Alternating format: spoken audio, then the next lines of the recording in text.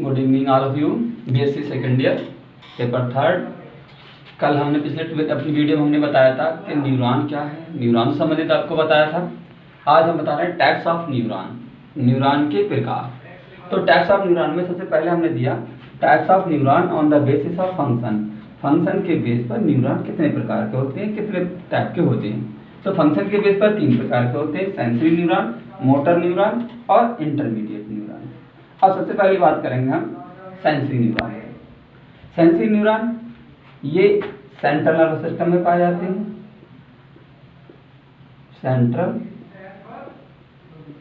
Nervous system यानी कि spinal cord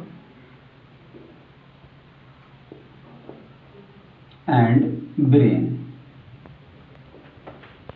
तो किसमें पाए जाते हैं? सेंट्रल नर्वस सिस्टम में पाए जाते हैं। तो इसमें हम लैंग्वेज में क्या लिखेंगे? सेंसरी न्यूरॉन हेडिंग डालेंगे। पहले ये लिख दिया, इसके बाद लिखेंगे 3 प्रकार के होते हैं। These are 3 type, these are 3 type, 3 type heading डाल देंगे। बोल दीज आर 3 टाइप लिखेंगे। फिर नंबर 1 हेडिंग डालेंगे हम सेंसरी न्यूरॉन। क्या लिखेंगे? ये सेंट्रल नर्वस सिस्टम ब्रैकेट में लिखेंगे स्पाइनल कॉर्ड एंड ब्रेन में पाए जाते हैं। फिर हेडिंग डालेंगे हम फंक्शन। क्या डालेंगे? फंक्शन। ठीक है, फंक्शन में क्या लिखेंगे?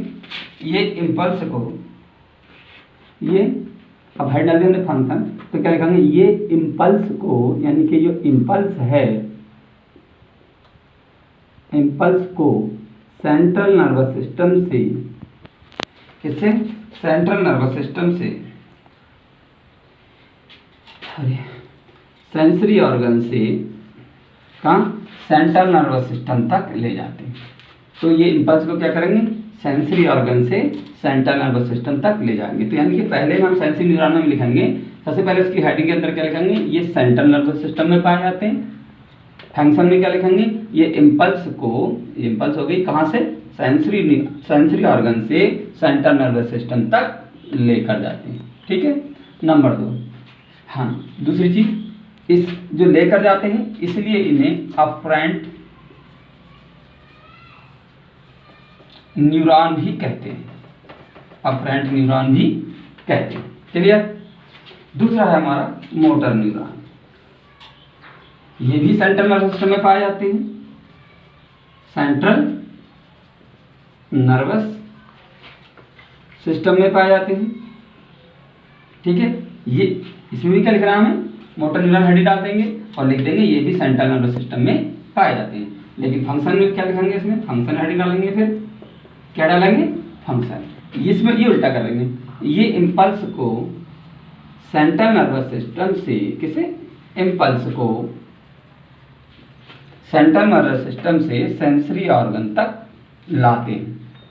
ठीक है, इसलिए इन्हें ये लाते हैं, इसे इन्हें क्या कहते हैं? इफरेंट न्यूरॉन भी कहते हैं। एक बार फिर, मोटर न्यूरॉन ये सेंट्रल नर्वस सिस्टम में ये भी पाए जाते हैं। ये इम्पल्स को सेंट्रल नर्वस सिस्टम से सेंसरी ऑर्गन तक ले जाते हैं, इसलिए इन्हें ये लेके जा रहे हैं। ये लाते हैं सेंट्रल नर्वस सिस्टम तक, जो लाते हैं वो अफरेंट न्यूरॉन, ये ले जाते हैं तो इन्हें क्या कहेंगे? इफरेंट न्यूरॉन भी कहते हैं। क्लियर? तीसरा है इंटरमीडिएट न्यूरॉन। इंटरमीडिएट न्यूरॉन ये भी सेंट्रल नर्वस सिस्टम में पाए जाते हैं, सेंट्रल नर्वस सिस्टम में पाए जाते हैं। ठीक है, लेकिन जो इम्पल्स है, तो इम्पल्स सबसे पहले सेंसरी ऑर्गन से, जैसा कि हमें मालूम है, सेंसरी ऑर्गन से सेंट्रल नर्वस सिस्टम में जाती है और सेंट्रल नर्वस सिस्टम से कहाँ आती है? सेंसरी ऑर्गन को आती है, यानी कि सेंट्रल नर्वस सिस्टम से, यानी कि यहाँ से सेंसरी ऑर्गन से यहाँ गई और यहाँ से यहाँ आती है। लेकिन जब इम्पल्स, यानी कि कुल मिलाकर के सेंसरी न्यूरॉन जो थे, सेंसरी न्यूरॉन जो हैं वो इम्पल्स को सेंट्रल नर्वस सिस्टम में ट्रांसफर करते हैं और मोटर न्यूरॉन इम्पल्स को किसमें? सेंसरी ऑर्गन में। ठीक है, जैसा कि आपने देखा। तो इन दोनों न्यूरॉन के बीच, यानी कि ये डायरेक्ट नहीं होता कि इम्पल्स जो है सेंसरी ऑर्गन से सेंट्रल नर्वस सिस्टम चली गई और सेंट्रल नर्वस सिस्टम से डायरेक्ट सेंसरी ऑर्गन आ गई। ऐसा नहीं होता है, बल्कि इनके बीच में गैप होता है और यहाँ पर दूसरे न्यूरॉन पाए जाते हैं, यानी क्या कहते हैं, इंटरमीडिएट न्यूरॉन कहते हैं। यानी कि दोनों के बीच, यानी कि सेंसरी न्यूरॉन और मोटर न्यूरॉन के बीच में जो न्यूरॉन पाए जाते हैं वो क्या कहलाते हैं, इंटरमीडिएट न्यूरॉन कहलाते हैं। क्लियर। नंबर 2 हम बात करेंगे, नंबर बी। ए था वो, अब B. Types of neuron on the basis of protoplasmic process. Protoplasmic process के बेस पर न्यूरॉन कितने प्रकार के होते हैं? तो प्रोटोप्लाज्मिक प्रोसेस के बेस पर न्यूरॉन 3 प्रकार के होते हैं। ठीक है, क्या लिखेंगे, न्यूरॉन 3 टाइप होते हैं। Number 1 unipolar neuron, number 2 bipolar neuron, number 3 multipolar neuron. पहली हड्डी डालेंगे हम यूनिपोलर न्यूरॉन। पहली हड्डी डाल दी हमने यूनिपोलर न्यूरॉन। ऐसे न्यूरॉन जिसमें साइटॉन से, ये क्या है, साइटॉन से केवल एक लॉन्ग आउटग्रोथ निकलती है जिसे एक्सॉन कहते हैं। केवल एक लॉन्ग आउटग्रोथ निकली, यानी कि एक पोल है इसमें, इसलिए कहेंगे यूनि मीन्स एक, पोलर मीन्स पोल, एक पोल वाला न्यूरॉन, तो इसे क्या कहेंगे, यूनिपोलर न्यूरॉन। यानी कि ऐसे न्यूरॉन, इसमें लिखना क्या है, हेडिंग डालना हमें यूनिपोलर न्यूरॉन, इसमें लिखना क्या है कि ऐसे न्यूरॉन जिसमें साइटॉन से केवल एक लॉन्ग आउटग्रोथ निकलती है, इसे क्या कहते हैं, हम एक्सॉन कहते हैं। और एग्जाम्पल इन एम्ब्रियो, ये न्यूरॉन एम्ब्रियो में पाए जाते हैं। Heading number 2 bipolar neuron.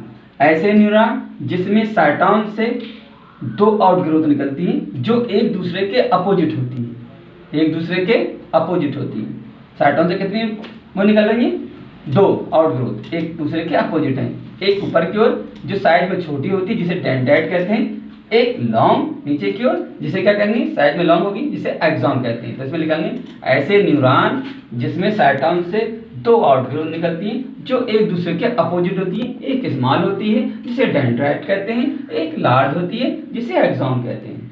Example retina, आंख की रेटिना के अंदर। Number 3 multipolar neuron. इसमें क्या लिखेंगे हम, ऐसे न्यूरॉन जिसमें बहुत सी आउटग्रोथ निकलती हैं साइटॉन से, ऐसे न्यूरॉन जिसमें साइटॉन से ऊपर की ओर बहुत सी स्मॉल आउटग्रोथ निकलती हैं जिन्हें डेंड्राइट कहते हैं, और इनके अपोजिट एक लॉन्ग आउटग्रोथ निकलती है जिसे एक्सॉन कहते हैं। और ये इस टाइप के न्यूरॉन मोस्टली हमारी बॉडी की सेल्स में पाए जाते हैं।